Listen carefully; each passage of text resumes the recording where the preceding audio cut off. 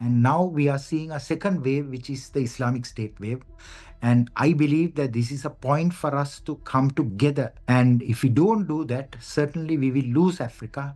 Africa will emerge as a continent of conflict, a continent where people die, people suffer, not a continent of prosperity. Africa is a continent of 1.5 billion people, and Africa is the second fastest growing region in the world. And with that economic growth, we must help Africa to be able to govern effectively, but also govern in terms of security. So we have to build the security and intelligence capabilities in a very significant way. That is, we have to build not only the kinetic capabilities where we fight fire with fire. That is only 5% of the counterterrorism fight. But 95% should be in prevention, protecting the African people from ideologies coming from overseas, especially from the Middle East.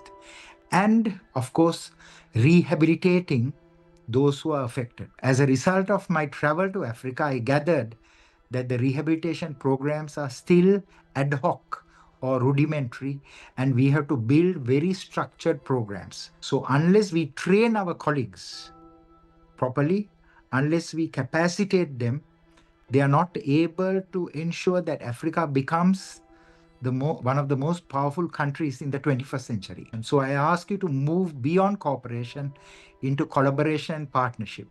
What do I mean by cooperation to collaboration and partnership? So Admiral Ayo from Nigeria is here.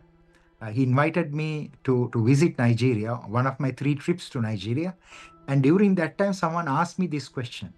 So the shift from cooperation to collaboration partnership is, number 1, build common counterterrorism database for the whole of Africa. Second is build what is called exchange of personnel arrangements. And third is that we have to build joint training capabilities. And finally, we have to make sure that joint training leads to joint operations.